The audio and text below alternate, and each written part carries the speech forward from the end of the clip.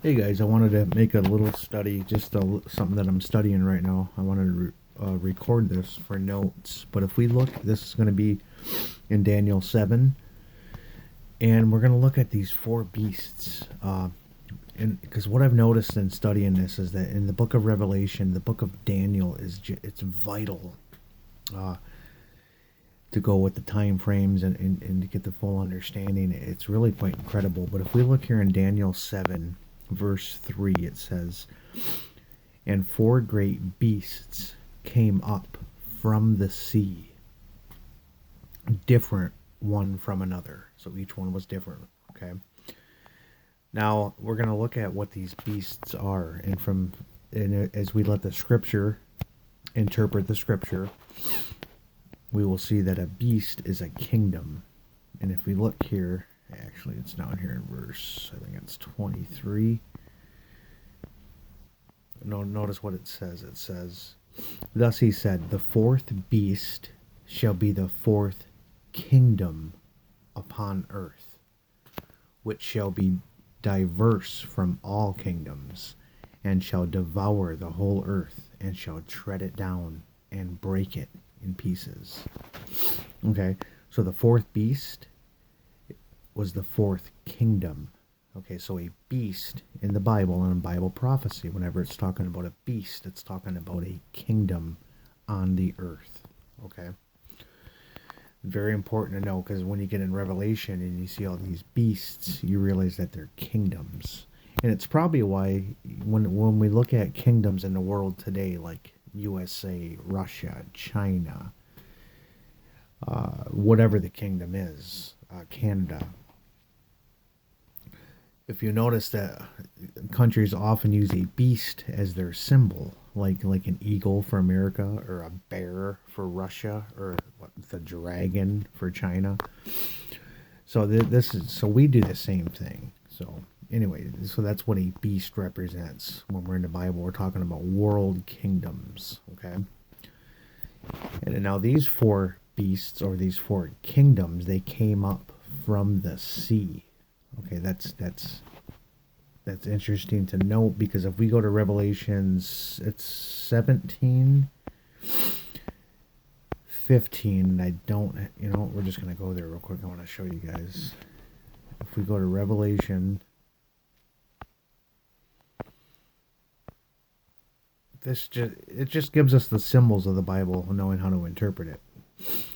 Notice what it says here. It says, "And he says unto me, the waters which thou saw, where the whore sitteth." Okay, this is talking about the whore, the woman, the counterfeit church. It's the Christian church. It calls itself Christian, but it's not. Okay, which we know that's the papacy. Okay, but it says the waters which thou saw, where the whore sits, are peoples, multitudes, and nations and tongues.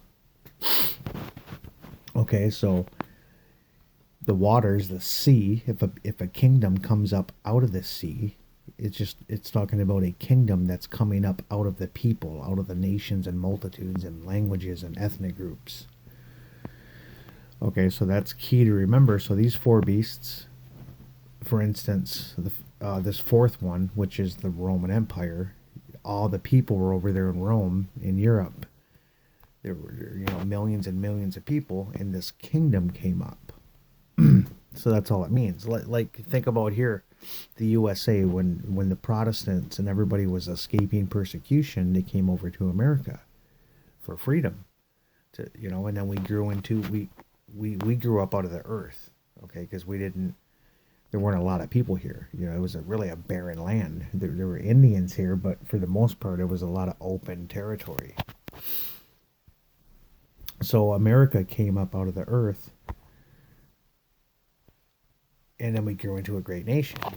So the other kingdoms that we're talking about here, these beasts, they came up. It was highly populated areas over there in Europe, and then these kingdoms. But anyways, when we look in Daniel chapter 2, we're gonna look at the first. There's four metals, and then there's another metal, but that's going to be a separate video as we look at this. But anyways, I'm going to read these four, and then we're gonna jump around a little bit and talk about this. Okay, so we know that these four beasts that came up out of the sea are four kingdoms that came up among highly populated areas, multitudes, peoples, and nations and tongues. Okay, the first was like a lion. So remember, the first one is like a lion. Okay, it had eagle's wings. I beheld till the wings thereof were plucked, and it was lifted up from the earth, and made to stand upon the feet as a man, and a man's heart was given to it. Okay, huge clues right there. And behold, another beast, a second. So this is a second beast. Okay, this is the second kingdom. Now notice this, it says, like to a bear, and it raised up itself on one side, and it had three ribs in the mouth of it, between the teeth of it. And they said thus unto it, arise, devour much flesh. Okay. Verse 6, it says, and this I beheld, and lo, another like a leopard, which had upon the back of it four wings of a fowl. The beast had also four heads, and dominion was given to it. Okay, so far we got the first beast. It was like a lion. This first kingdom, the symbol would be a lion. This second beast kingdom, its symbol would be a bear, one of its symbols. This third beast we see, we would associate a leopard with this third beast. So we got a lion, a bear, and a leopard. That's key to remember that, because we're going to see that in the book of Revelation. This is what Daniel saw, and John saw similar things. Okay. Now let's look at verses 7 and 8 for this fourth beast. This is the one that's different. This is the very different one. And it says, after this I saw in the night visions. So he's having dreams at night. And behold, a fourth beast. Okay, this is the fourth kingdom. And these kingdoms come up one from another. They actually conquer. The one comes and conquers the other with these first four beasts. And we're going to notice that this fourth beast is actually never conquered. It's going to last up until Jesus comes at the second coming. Okay. So this beast, notice what Daniel says. He says, dreadful and terrible. Now, he doesn't give an animal, but there's an animal given in the book of Revelation that we'll see. John gives it an animal. So it's dreadful and terrible and strong exceedingly. And it had great iron teeth. Okay, think the iron monarchy of Rome. Okay, that's what we're dealing with here. It devoured and brake in pieces and stamped the residue with the feet of it. The residue, what would it makes me think of the remnant. God's remnant people, because we know they were taking God's people and putting them into coliseums and letting lions devour them, and they were putting them on stakes and just doing terrible things the Roman Empire did. Satan really manifested his character fully in the Roman Empire, especially the pagan Roman Empire. So as we look at this, it was different from all the beasts that were before it. And notice this characteristic. And it had 10 horns. Okay, so this fourth beast is the beast that had 10 horns. And we're gonna learn about what those 10 horns are. Maybe not in this video, maybe a little bit. These 10 horns, when the Roman Empire, because the Roman Empire was never conquered, but by 476 AD is when the 10 northern barbarian tribes came down and they overthrew the Roman Empire. And you can read about it in the book of Revelation during the trumpets, the first 4 trumpets. But what they did, and then these barbarian tribes crowned themselves kings, and it divided up into really 10 states, or 10 nations, 10 kingdoms. So these 10 horns are also kingdoms. It's what the Roman Empire divided into, the 10 divisions of Europe. And notice this, I considered the horns, and behold, there came up among them another little horn, before whom there were three of the first horns plucked up by the roots. And behold, in this horn were eyes like the eyes of a man, and a mouth speaking great things. That right there, you guys, is the papacy, the Roman Catholic Church. Now, this is not an attack on the church. This is just telling you what the Bible says. So anyways, you guys, among those 10 horns, those 10 divisions of the Roman Empire, you could say, in a sense, there was 10 United States or 10 United Nations, right? Among those 10, another little horn grew among the 10. You guys, that little horn, that's the papacy. Okay, that's the Roman Church. And what did those 10 horns end up doing?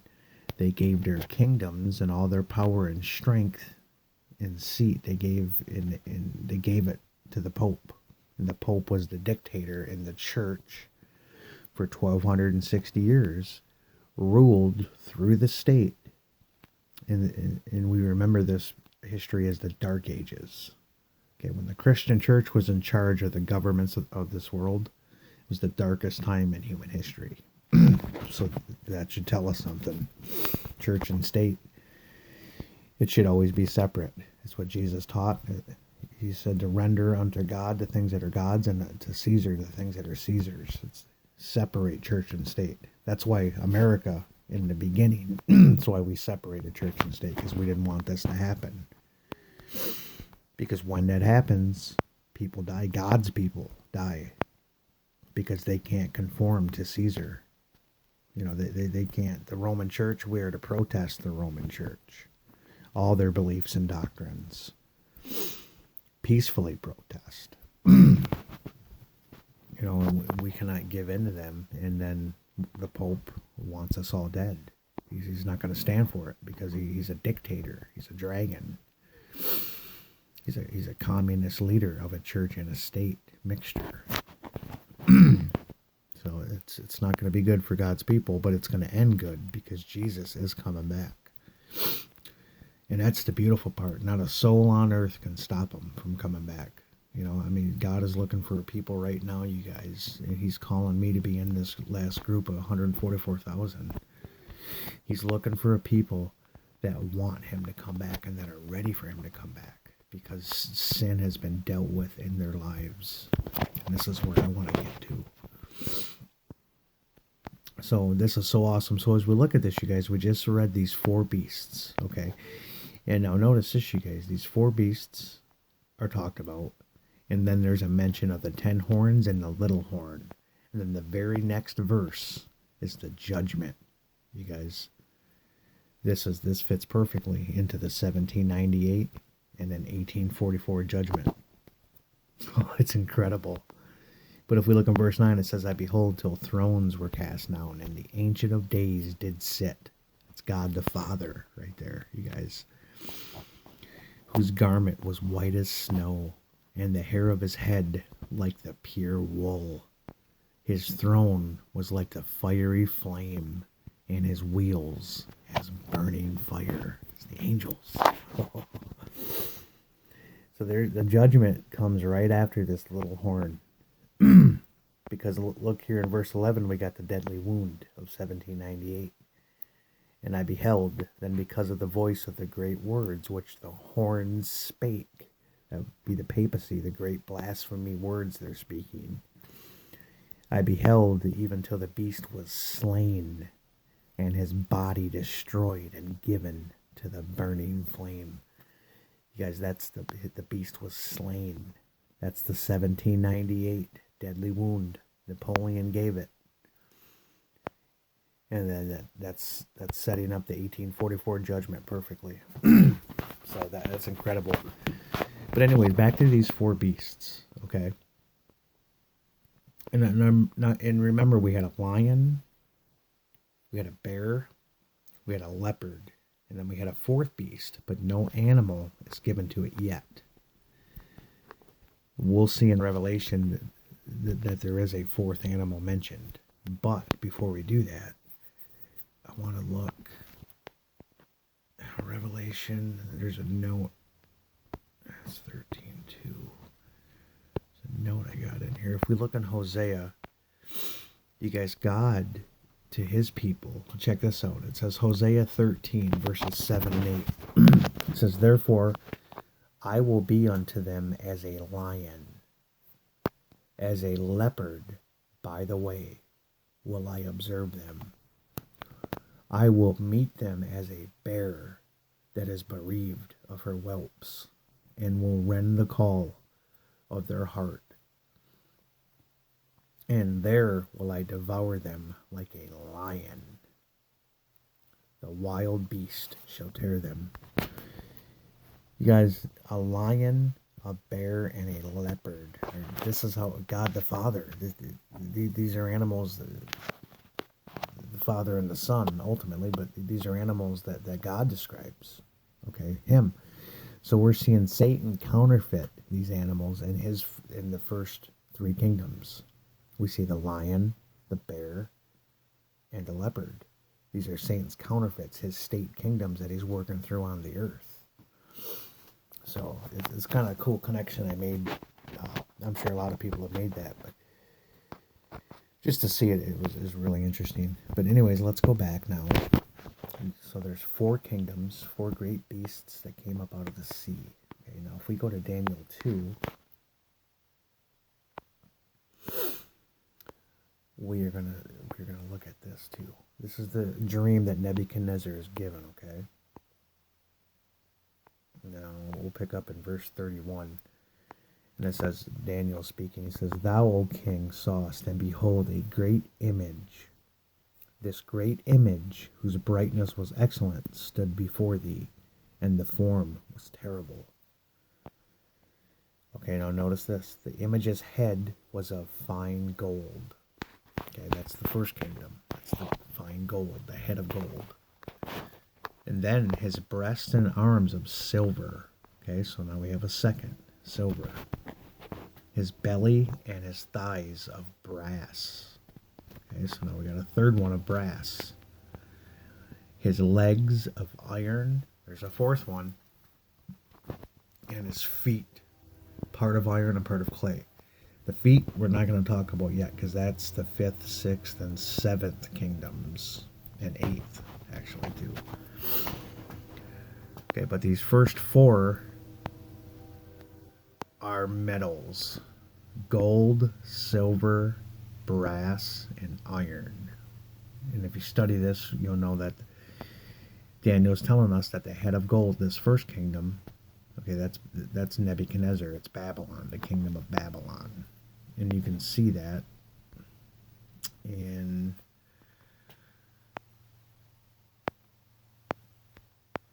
when he gives the description.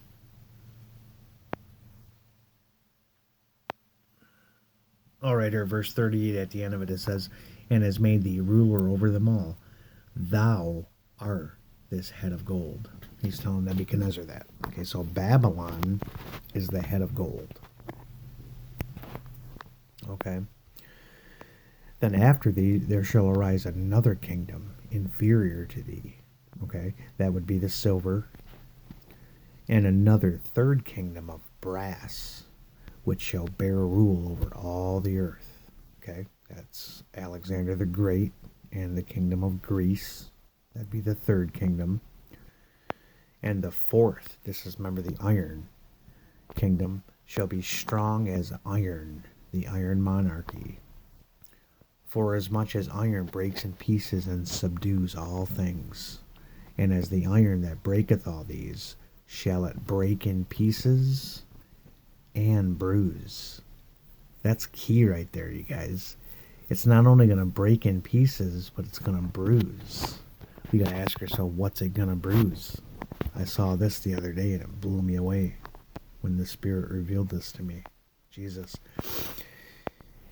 Let's look at Genesis 3:15.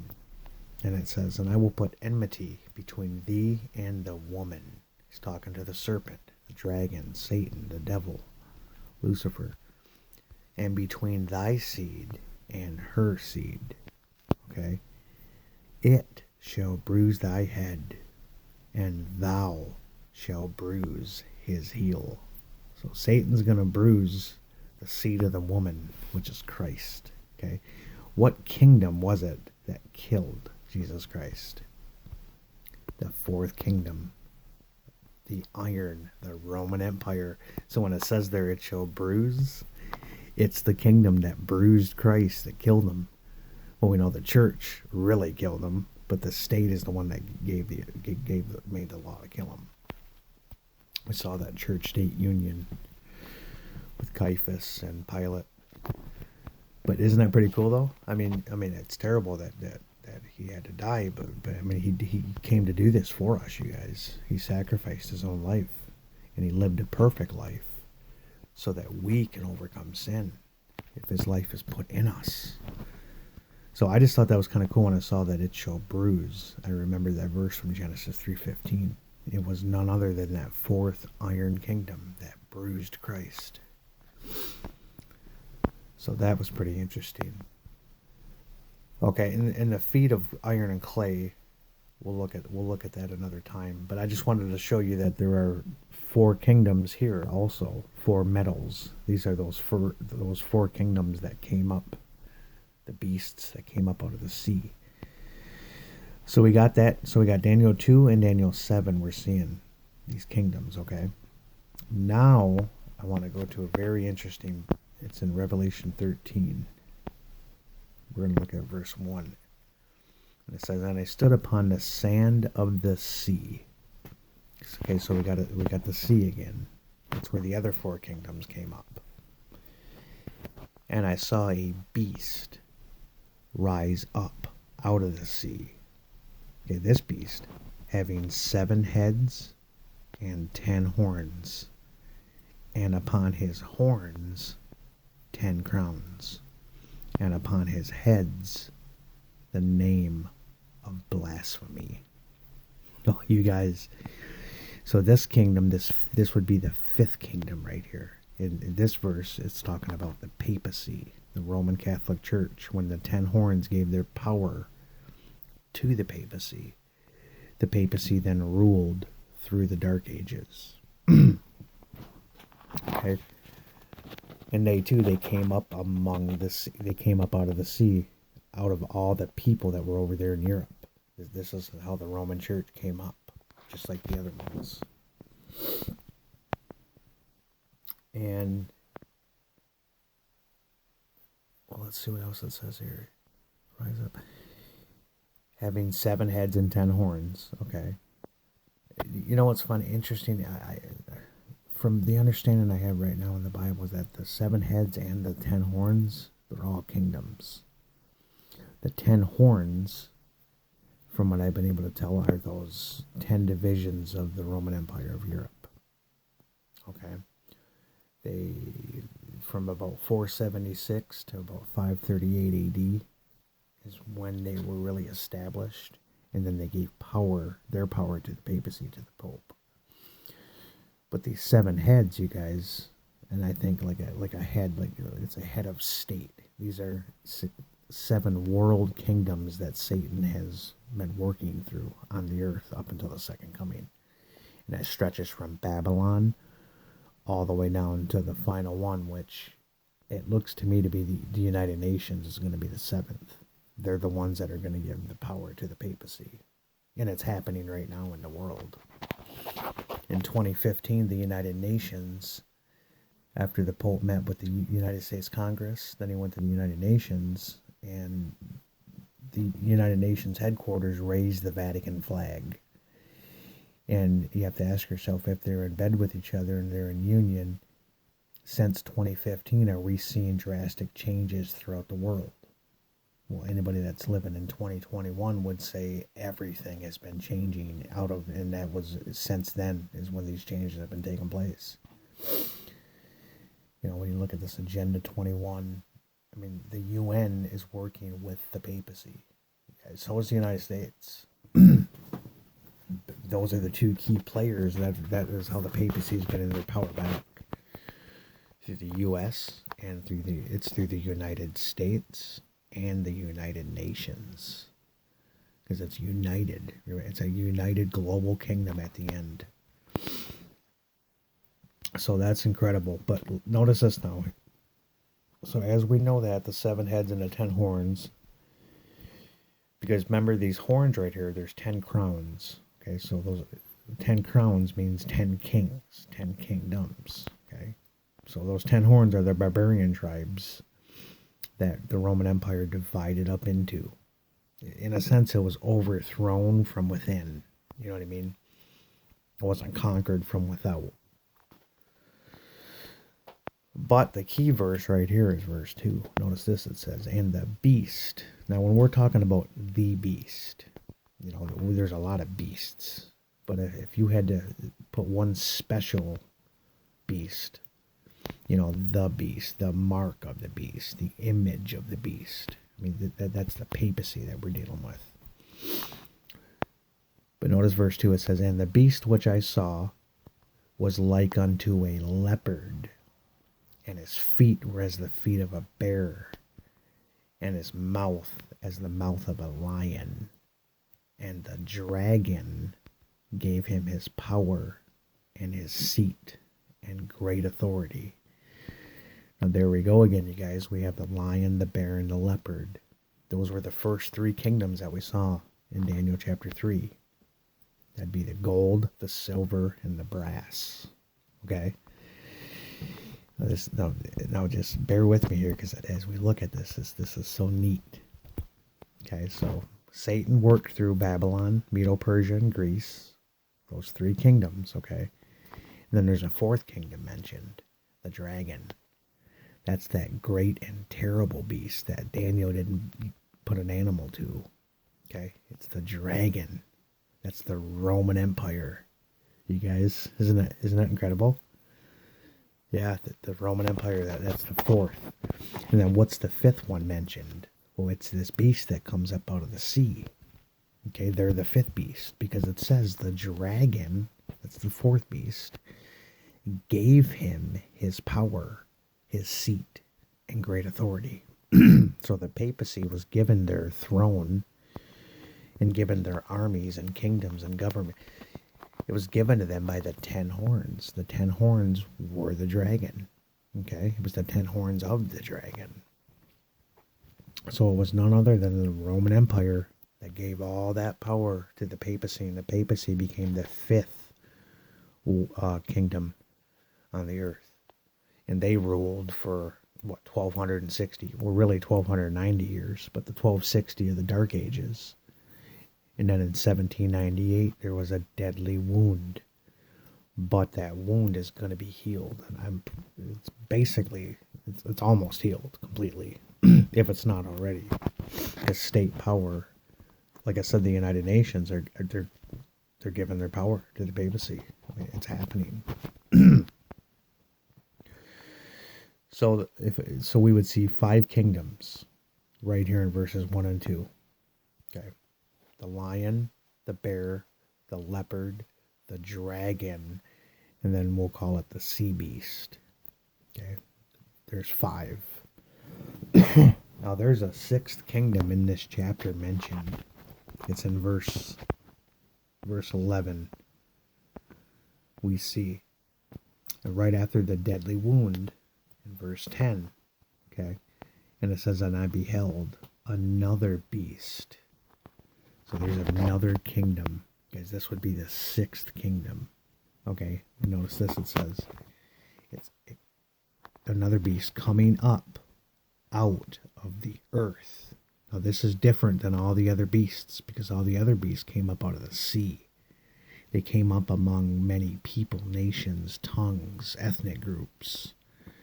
This beast came up among the earth. Okay, it grew up peacefully, not out of a highly populated, almost like a new land that this beast came up. This is North America. Okay, 1798, we were starting to gain steam and forming our Constitution and Bill of Rights and separating church and state, the 2 horns. Okay, So it comes up out of the earth, and it had 2 horns like a lamb, and he spake as a dragon. That's the very definition of a false prophet. This kingdom right here is the false prophet. I mean, it's right there, and it has 2 horns like a lamb, so it looks like a lamb, but it speaks like a dragon. On the inside, its heart, it's a dragon, but it looks like a lamb. Okay, the lamb, that's Christ. Dragon, that's Satan. So we see this 6th kingdom is the false prophet. And I want to show you guys in Matthew 7:15. It says, beware of false prophets. And it's going to tell us what a false prophet is. Notice what false prophets do, which come to you in sheep's clothing, but inwardly they are ravening wolves. You guys, that's what we just saw. It looks like a lamb. Okay. It has sheep's clothing because it looks like a lamb, but on the inside, it's a wolf. Okay, on the inside, it's a dragon. It's going to speak like a dragon. So we have that 6th kingdom, the USA, Protestant America, the Protestant Republic of America, separation of church and state. We see that they are the false prophet. And at the end of their kingdom, they're going to unite church and state together, and they're going to lift up the Sunday God. They're going to lift up the Trinity, and they're going to force it onto their citizens. Isn't that amazing that the Bible talks about all this stuff? And then from verses 11 all the way to verses 18 are all what's going to happen in the United States. How it ends for the U.S., what they do to their people. They're going to enforce the mark of the beast, the mark of the papacy, which is Sunday. It is their mark of authority. All who keep Sunday are paying homage and giving obedience to the Pope of Rome, to the Bishop of Rome, because he thought to change God's times and laws. But he can't change them, but he thinks he can, you know. But it's not going to stick. Once this is all done, the Lord's Sabbath for eternity will be the Lord's Sabbath on Saturday, the 7th day. But I thought that as we think our way through all this, and we put these verses together, and we look a little bit at history, and we see all these things, I just think it's incredible. So the book of Daniel, like I said to you guys, as we go through Revelation, Daniel is so key. It's like a sister, like a companion book. It's really like a lock and a key. You can't fully understand Revelation until you know the history and the dreams and the prophecies of Daniel. And then it all just fits right together perfectly, like a lock and a key, exactly. Or a glove to a hand. Is it beautiful? So those are the 6, I guess we would call them heads, you guys, because no, there's something else I noticed too. If we look here in verse 3, it says, and I saw one of his heads as it was wounded to death, and his deadly wound was healed, and all the world wondered after the beast. Okay. During the Dark Ages, the whole world wondered after the beast, and they're going to do it again here at the end of the world. But notice how it says one of his heads was wounded to death. Okay. Remember in verse 1 that the sea beast, okay, notice this, it had 7 heads. We already know what the 10 horns are. Those 7 heads, you guys, out of those 7 heads, one of the heads was wounded to death. Okay, that is none other than the papacy, the 5th kingdom that Satan ruled through. We know that beast got a deadly wound in 1798 when Napoleon took the Pope off his throne, arrested him. He died in prison a year later. And all state power in the kingdoms were taken away from the papacy. Okay, so today the papacy, they themselves are a union of church and state still, but they don't have the power of the other kingdoms. Okay, the wound is healed when state power, okay, when the kingdoms give their power and strength back to the Pope, back to the papacy, and then they are dictator over the earth. That's what the wound being healed is. So, very, very interesting, okay? So if the papacy is one of the heads, the other heads have to be the other kingdoms, okay? In the way I understand it, it's the 7 world kingdoms that Satan works through from the time, like I said, from the time of Babylon up until the second coming. There's 7 world kingdoms that he has manifested and ruled over. And from what I can tell, we know the first 4 are Babylon, Medo-Persia, Greece, and Rome. And all those are, we're going to study the book of Daniel even more. We're going to go through and look at these. Those are the first 4, okay? The 5th one is right here in Revelation 13:1. It's the sea beast, which we know that's the papacy, the Roman Catholic Church. That's the head that was wounded to death, but it's going to be healed, okay? Later on in this chapter, in verse 11, we see another beast that comes up out of the earth. That would be the 6th head, okay? And then if we go to Revelation chapter 17, we're going to see the final head, the final world kingdom, and it's the 10 horns. The 10 horns are going to they're the 7th. Let's go there, actually. We go to Revelation 17. Hold on to that thought, what we were just talking about, and let's look at this as we kind of put all this together. All right, the 7 angels which had the 7 vials. Every time I see the 7 last plagues, the vials, I'm thinking vials of vaccines that are everywhere on the earth right now. I mean, it can't be a coincidence, you know. But it says, I will show unto thee the judgment of the great whore that sits upon many waters. We already know what the waters are. The waters, that's the sea that she comes up out of. That's peoples, nations, multitudes, and tongues. So this whore, this woman, okay, what is a woman? We know a woman is a church. And there's a pure woman. And there's a whore woman, or a harlot woman, or a prostitute woman. Okay, there's a pure and an unpure, a true and a false. But all God's people.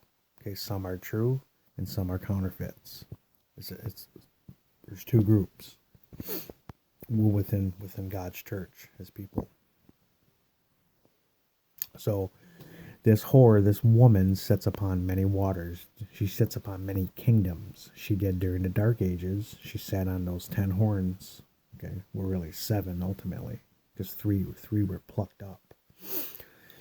But at the end, you guys, the 10 horns give their power back once again to the papacy. So she's going to sit on many waters, okay, many kingdoms, nations. And then in verse 2 it says, with whom, now notice this, the kings of the earth have committed fornication. The kings of the earth, that's the political powers. Okay, that's the people that are in charge of the kingdoms.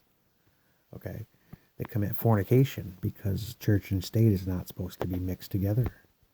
Okay, a state has no business getting into matters of the church, and the church is to not get into the matters of the political rulers. It's to be separate, you guys. This is what Jesus taught, and this is the way. But we know from the image at the feet, it's iron and clay mixed.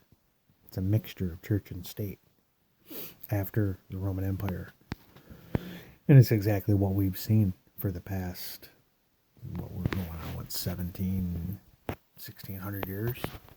It's just as God told us in the Bible. So he carried me away in the spirit into the wilderness, and I saw a woman sit upon a scarlet-colored beast, full of names of blasphemy.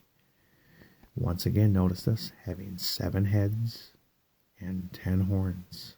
Okay. Now we know the red dragon, and then we got a scarlet-colored beast. Scarlet's red, but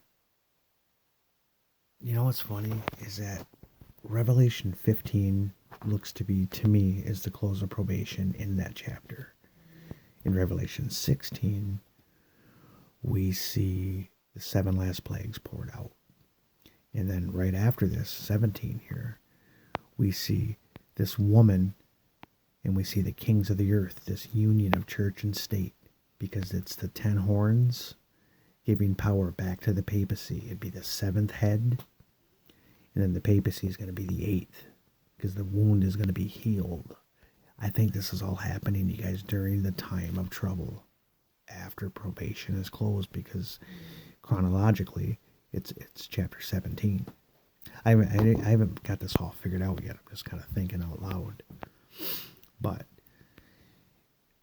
okay, so the woman is sitting upon this scarlet colored beast. That's a union of church and state. Okay. The woman was arrayed in purple and scarlet. That's the colors of the papacy.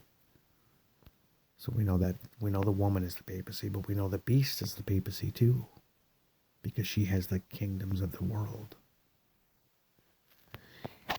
And I think people forget that the Roman Catholic Church, it's a woman, but it's also a beast itself. Even without the kingdoms of the world, it's still a beast, because it's a mixture of church and state. It's a religious political system. So something to keep in mind as we're looking at this. It's called Mystery Babylon. Okay, the papacy. It's called Mystery Babylon, Mystery Trinity, Mystery Babylon the Great, the mother of harlots and abominations of the earth. We know that the Roman Catholic Church she calls herself the Mother Church, because all churches have come out of her. Well, they're supposed to come out of her, but they haven't. But notice she's the mother of harlots. Her harlot daughters are all the apostate Protestant churches, you guys, that are in the world. And we're seeing this union take place. Protestantism is going back to the Catholic Church. Like they're trying to tell us that the protest is over. Well, the protest is not over, but it's over for a lot of people. Because most people have stopped protesting them. They've been deceived, and they're going right, the daughters are going right back to the mother. But something to keep in mind, you guys, that to kill John the Baptist, remember that Herod and Herodias sent her daughter Salome to dance and seduce the king. Okay, what is an ecumenical movement? A movement, a dance for the king. I think that's, you guys, it's interesting to see a lot of these Catholics and evangelicals and charismatics. You guys, they are festered around Donald Trump, and Donald Trump is giving them power. And he's giving the church power, and he's inviting all the leaders to the White House when he was in office. But I think Trump is going to maybe get reelected, and I think he's going to be the one that's going to give them the power that they need to enforce these laws here in America. I mean, he's being deceived, the poor guy. He doesn't even know. So that's something to keep an eye on too. But yeah, she danced in front of the king and seduced him. And then the king says, I'll give you up to half my kingdom. Herod told her that. And then what did she ask for? She could have had anything. She asked what her mother wanted. Because the daughter is doing the bidding of the mother. She's a harlot. Okay? She's doing what her mother tells her. And she says, I want the head of John the Baptist. Okay? John, that represents God's people. His people that are willing to go to their death to stand on the Word of God, the Bible, and the Bible only. You guys. So, Trump, what's going to happen, you guys, is if this is Trump, okay, because at the last Trump, I think he has the last name Trump for a reason. It's a sign for us.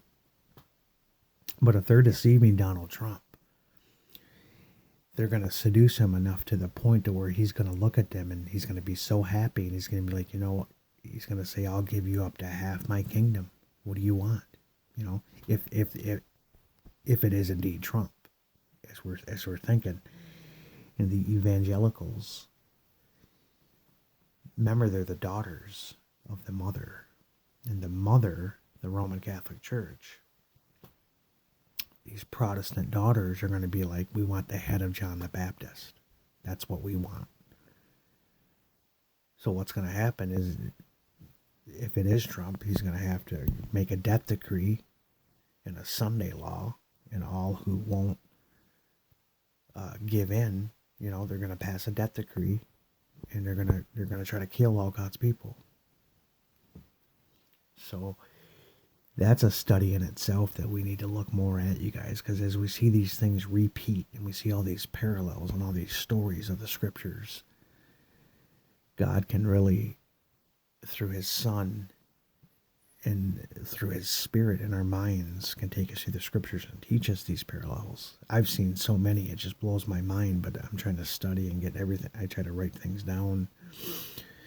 I make videos and just to kind of get things documented and get them online and label them. But that's something to keep in mind too, because what's going to happen is that Trump, if it is Trump, he's gonna tell the evangelical and the charismatic churches, he's going to be like, look, I'll give you half my kingdom. And they're going to be like, look, there's these people over here, they're bashing the Trinity, and they're bashing Sunday, and they believe in the Saturday Sabbath, and they stand on the Bible, and they're against our Trinity, God. We want them dead. We want the head of John the Baptist. And that's what they're going to call for. And then Trump's going to have to do it. So that's pretty, you guys, during that time is when Jesus comes back. Because we know that not everybody's killed. There's going to be a lot of people, I don't know how many, are going to be alive and are going to see Jesus coming back. We're going to see that cloud approach the earth. It's in the shape of a man's hand. It's the sign of the Son of Man. We're going to see that. So exciting. It's really exciting times, you guys. But let's just continue to read the Bible and study.